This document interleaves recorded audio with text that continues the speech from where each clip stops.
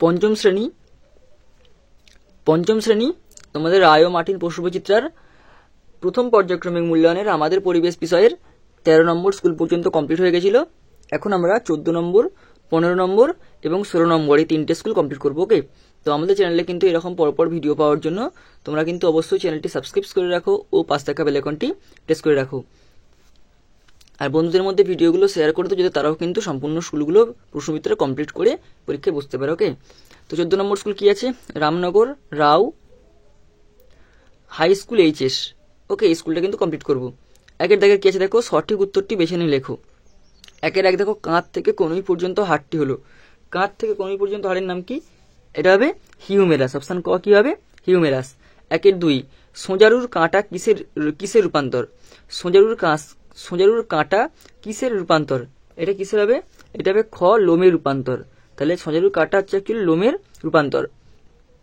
একের 3, ডিওটি চিকিৎসার মাধ্যমে কোন রোগ সারে? ডিওটি চিকিৎসার মাধ্যমে কিন্তু যক্ষা রোগ সারে। অপশন গ উত্তর কি হবে? যক্ষা রোগ সারে। 2 থেকে দেখো, শূন্যস্থান পূরণ করো। 2-1, ত্বকের উপরের স্তরে ড্যাশ থাকে না। ত্বকের উপরের স্তরে কি থাকে না?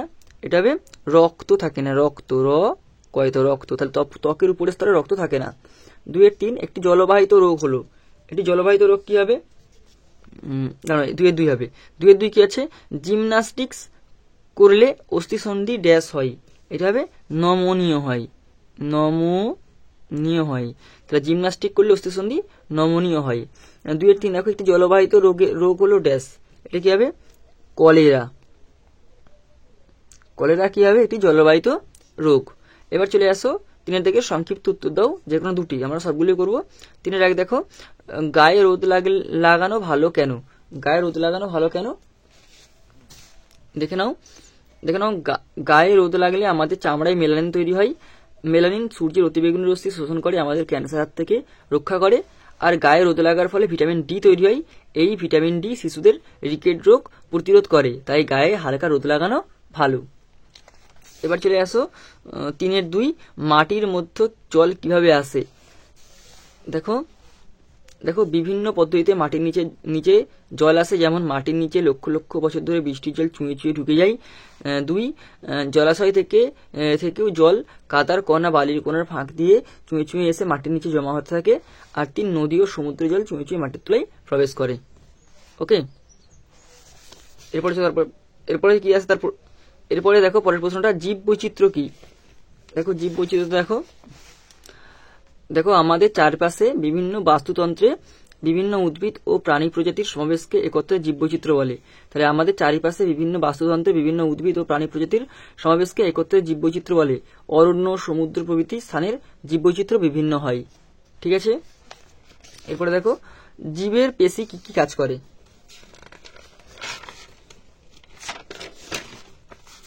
দেখো, জীবের পেশি কি কি কাজ করে? দেখো, 1, খাদ্যের স্বাদ গ্রহণ করা।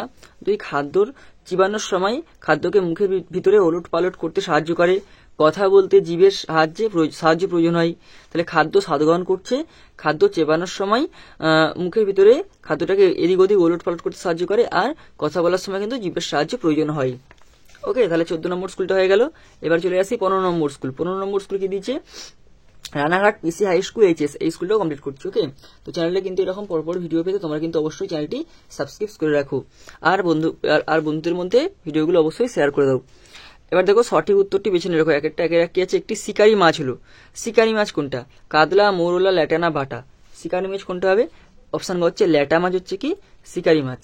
একের 2, মানবদের সবচেয়ে বড় অস্থিটি হলো। মানবদের সব থেকে বড় অস্থি হচ্ছে কোনটা? এটা হবে ফিমার। ফিমার হচ্ছে সব থেকে বড় হাড়। 2 থেকে শূন্যস্থান পূরণ করো। বিসিজি টিকাকরণ করা হয় ড্যাশ রোগ প্রতিরোধের জন্য। এটা কি রোগ হবে? যক্ষা রোগ প্রতিরোধের জন্য। তাহলে যক্ষা রোগ প্রতিরোধের জন্য কিন্তু বিসিজি টিকাকরণ করা হয়। এবার দেখো, বট গাছের ভারী শাখা পোশাকাকে ধরে রাখতে সাহায্য করে ড্যাশ। এটা কি হবে? ঝুড়ি। তাহলে বট গাছে তোমরা সবাই জানো ঝুড়ি নামে। সেই ঝুড়ি কি করে? বট গাছের ভারী শাখা পোশাককে ধরে রাখতে সাহায্য করে। ওকে, এবার এপাশ চলে আসো। এবার দেখো, মিল অমিল শব্দটি খুঁজে বের করো। 3 এর আগে দেখো, টিয়া, ময়না, কাক আর পায়রা। এর মধ্যে কোনটা হবে মিল? দেখো, এর মধ্যে পায়রা হচ্ছে অমিল আছে, পায়রাটা অমিল হবে। বাদ বাকি দেখো টিয়া, ময়না, কাক এগুলো কিন্তু এই পাখিগুলো সাধারণত পোষ মানা যায় না। টিয়া পোষ মানা যায়, ময়না পোষ মানা যায়, কাক সেরকম পোষ মানা যায় না, কিন্তু পায়রা খুব ভালো পোষ মানে। কিন্তু টিয়া, ময়না, কাক এগুলো সাধারণত বনে থাকে, ঠিক আছে। এই যে টিয়া, ময়না কাক বনে থাকে, হ্যাঁ, পায়রা কিন্তু বনে সেরকম থাকে না। 3-2 দেখো মানুষ, রুই মাছ, ছাগল আর আরশোলা, এর মধ্যে কোনটা হবে? এর মধ্যে হবে আরশোলা। কেন আরশোলা হবে? বাদ বাকি দেখো মানুষ, রুই মাছ, ছাগল এই তিনটেরই মেরুদণ্ড আছে, কিন্তু আরশোলার কোনো মেরুদণ্ড নেই, অমেরুদণ্ডী প্রাণী হচ্ছে আরশোলা। ওকে, এবার দেখো ঠিক ভুল লেখো। দেখ বাঁশ গাছের আকর্ষ দেখা যায়, বাঁশ গাছের আকর্ষ দেখা যায়, এটা ঠিক না ভুল? এটা কিন্তু ভুল। বাঁশ গাছের কোনো আকর্ষ দেখা যায় না।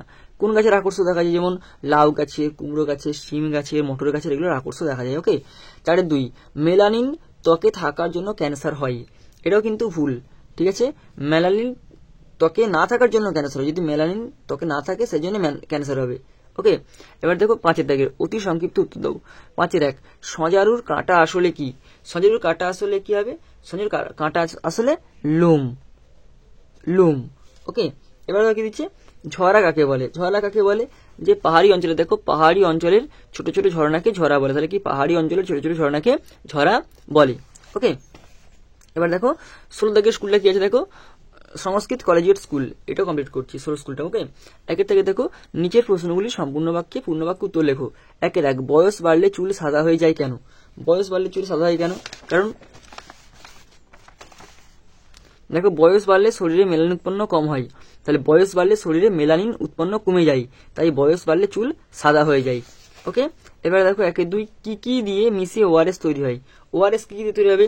ফোটানো জল, নুন আর চিনি। তাহলে ফোটানো জল, নুন আর চিনি দিয়ে কিন্তু ওআরএস তৈরি হয়। বাঁওড় কাকে বলে? বাঁওড় কি দেখো, বাঁওড় হচ্ছে দেখো নদী বাঁকের কিছুটা অংশ নদী থেকে আলাদা হয়ে বদ্ধ জলাভূমিতে পরিণত হয়, এই বদ্ধ জলাভূমিকে বাঁওড় বলে। নদী বাঁকের কিছুটা অংশ নদী থেকে আলাদা হয়ে গিয়ে এই বদ্ধ জলাভূমিকে পরিণত হয়ে বাঁওড় বলে। আচ্ছা, এরপরটা কি দিয়েছে? এবার চলে আসো 2-1 একটি মেরুদণ্ডী প্রাণী হলো কেঁচো, এটা কিন্তু ভুল, এটা কাটা হবে। এটা হবে কি? একটি অমেরুদণ্ডী প্রাণী হচ্ছে কেঁচো, এটা কাটা, এটা কি হবে? অমেরুদণ্ডী প্রাণী হবে। ওকে, দণ্ডী প্রাণী। বিসিজি টিকিয়ে দেওয়া হয় যক্ষা রোগে, এটা কি হবে? এটাও কিন্তু ঠিক হবে, এটা ঠিক। ত্বকের উতরালে ভিটামিন তৈরি হয়, এটা ঠিক। কোমর থেকে হাঁটু পর্যন্ত হাড়ের নাম হিউমেরাস, এটা হবে কাটা, এটা কি হবে? ফিমার। ডিওটি চিকিৎসা হয় রক্তপাত রোগের জন্য, এটা কাটা হবে, এটা কি হবে? যক্ষা রোগের জন্য। শোল একটি শিকারী মাছ, এটা ঠিক হবে। এবার দেখো চলে আসো 3 দেখে শূন্যস্থান পূরণ করো। অস্থি মজবুত করার জন্য ড্যাশ দরকার? এটা হচ্ছে সিওএ মানে ক্যালসিয়াম দরকার। কম্পোস্ট হলো ড্যাশ সার, কম্পোস্ট হলো কি হবে? জৈব সার। যক্ষা রোগ হয় ড্যাশ এ, যক্ষা রোগ হয় এটা কি হবে? ফুসফুসে যক্ষা রোগ হয়। মানুষের দেহের মোট 206টি হাড় আছে। 3/5 ড্যাশ মানবদের সবচেয়ে বড় অস্থি, এটা হচ্ছে কি? ফিমার হচ্ছে মানবদের সব থেকে বড় অস্থি, ফিমার। ড্যাশ ত্বকের ক্যান্সার ঘটায়, এটা কি হবে? এটা হবে যে অতি বেগুনি রশ্মি ত্বকে ক্যান্সার ঘটায়।